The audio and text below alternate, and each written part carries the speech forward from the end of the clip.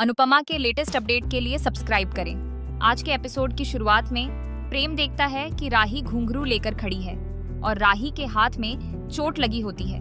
राही रो रही होती है। प्रेम राही के पास आता है और राही भावुक होकर प्रेम के गले लग जाती है। प्रेम सोच रहा होता है कि मुझे पता है राही तुम्हें मम्मी के लिए बुरा लग रहा है। प्रेम राही को बिठाकर उसकी पट्टी करता है। प्रेम राही से कहता है कि आज तुमने माँ को रोका, ठीक है, लेकिन अगर ये गाली मम्मी ने की होती तो तुम फौरन सर पर उठा लेती। प्रेम आगे कहता है कि मम्मी की आंखें जा सकती थी, लेकिन फिर भी उसने माँ का नाम नहीं लिया। राही भावुक होकर कहती है कि अनुपमा को कितना मुश्किल लगा होगा, उसे डर भी लगा होगा, उन्हें तो कुछ दिखाई भी नहीं दिया होगा।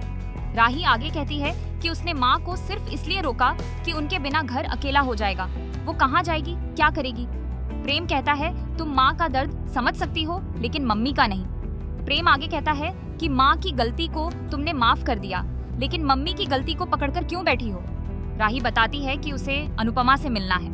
फ्लैशबैक में दिखता है कि राही को अनुपमा के साथ जो कुछ हुआ वो याद आ रहा होता है। राही कहती है लेकिन वो किस मुंह से अनुपमा से मिलेगी? इतना कुछ उसने अनुपमा के साथ किया है। प्रेम कहता है कि हम बच्चे हैं और बच्चों से गलतियां जो होती हैं, लेकिन माँ का दिल बहुत बड़ा होता है। प्रेम राही से कहता है कि तुमने जो मम्मी का दिल दुखाया है उसके लिए उनसे माफी मांग लो, सब ठीक हो जाएगा। दूसरी तरफ अनुपमा को फोन आता है। वो परेशान हो जाती है कि ये लैंडलाइन नंबर से कौन फोन कर रहा है। राही चुप रहती है, लेकिन अनुपमा समझ जाती है कि वो राही है। अनुपमा राही का नाम लेती है। राही चौंक जाती है। राही इमोशनल होकर रोने लगती है और फ्लैशबैक में उसे अपना बचपन याद आता है।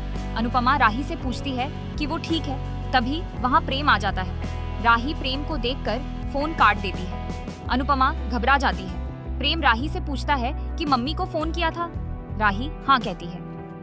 दूसरी तरफ अनुपमा को किसी के कदमों की आहट सुनाई देती है।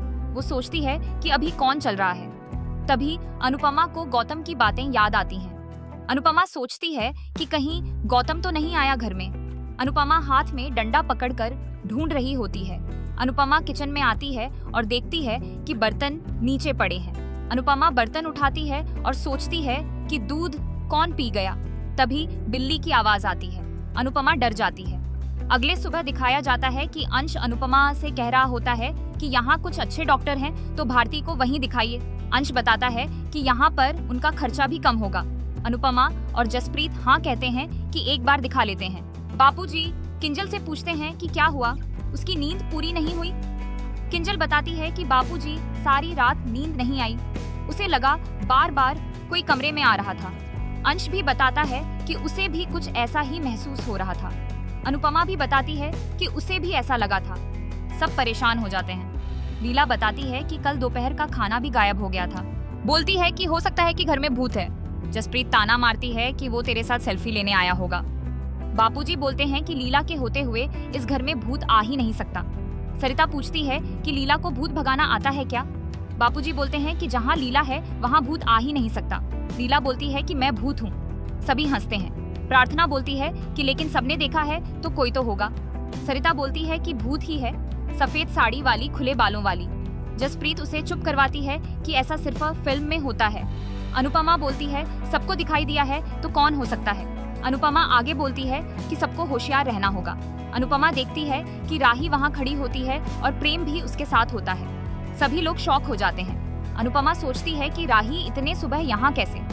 दूसरी तरफ प्राग, अनिल और राजा बैठे होते हैं। प्राग बोल रहा होता है कि हम सबने अनुपमा को गलत समझा। प्राग आगे बोलता है कि लेकिन किसी ने वो नहीं किया जो ख्याति जी ने किया। प्राग आगे बोलता है कि राही ने ख्याति को रोक लिया, लेकिन वो कभी ख्याति को माफ नहीं करेगा। तभी वहाँ ख्याति आती है और पांव पकड़कर माफी मांगती है। प्राग ख्याति को बोलता है कि आप इसलिए अनुपमा से नफरत करती हैं कि आप आर्यन की मौत का जिम्मेदार अनुपमा को समझती हैं। प्राग आगे बोलता है कि क्या अनुपमा ने आर्यन को ड्रग्स की आदत दिलाई थी? ख्याति शॉक हो जाती है। दूसरी तरफ राही अनुपमा से माफी मांगती है।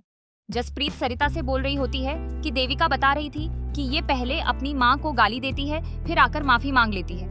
लीला बापूजी से बोल रही होती है कि राही अनुपमा से माफी मांग रही है, कहीं वो सपना तो नहीं देख रही। अनुपमा प्रेम और राही से पूछती है कि क्या बात है, सब ठीक है? अनुपमा पूछती है कि किस बारे में बात करनी है। राही आई ड्रॉप बोलती है। अनुपमा राही को चुप करवाती है कि आगे बोलने की जरूरत नहीं है। राही बोलती है कि जरूरत है। राही सबको बताती है कि उसने सबको गुरूर दिखाया था तो माफी भी सबके सामने मांगेगी। लीला बोलती है, गलती तो तुम्हारी बहुत है, लेकिन अभी किस गलती की माफी मांग रही हो। राही सबको आई ड्रॉप वाला सीन बता देती है। सभी चौंक जाते हैं, सभी लोग गुस्सा करते हैं। ख्याति जी अनुपमा को हराने के लिए इस हद तक जा सकती है। लीला गुस्सा करती है कि ये गलती अगर अनुपमा ने की होती तो उसे गाली देकर किसी और के घर भेज देती। सारा गुस्सा सिर्फ अनुपमा के लिए बस।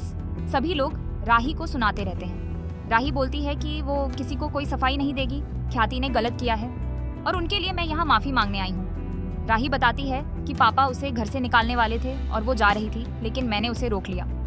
वह बापूजी बोलते हैं कि काश ये सब अनुपमा के लिए भी तूने किया होता। राही बताती है कि मैं जानती हूँ कि वो किस दर्द से गुजर रही है और वो जाएगी भी कहाँ। कोठारी हाउस के अलावा उनके पास कोई जगह नहीं है। जसप्रीत बोलती है कि इसकी सास के खिलाफ पुलिस कंप्लेन करनी चाहिए। सरिता बोलती है कि अनुपमा के पीछे पूरी मीडिया खड़ी है। राही बोलती है कि आपको ये सही लगे आप वो करें। अनुपमा बताती है कि उसने ख्याति जी को माफ कर दिया है। मेरे मन में ख्याति जी के लिए ना शिकायत है ना गुस्सा। लीला पूछती है कि क्यों नहीं है। अनुपमा बताती है कि वो भी एक माँ है जिन्होंने अपना जवान बेटा खोया है और वो बहुत रो रही है। लीला गुस्से में बोलती है कि वो अपने घर में बैठकर रोए, दूसरों की आंखें क्यों फोड़ रही हैं। अनुपमा राही से बोलती है कि तुमने अच्छा किया कि उन्हें रोक लिया। अनुपमा राही से आगे बोलती है कि प्राग जी और ख्याति जी को बोलना कि इस बात को भूल जाएं। राही थैंक यू बोलती है।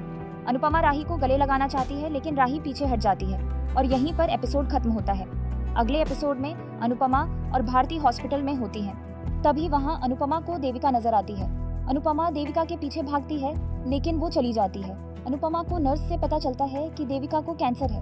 अगर आपको ये हमारी वीडियो पसंद आई हो तो हमारे चैनल को लाइक, शेयर और सब्सक्राइब जरूर करें।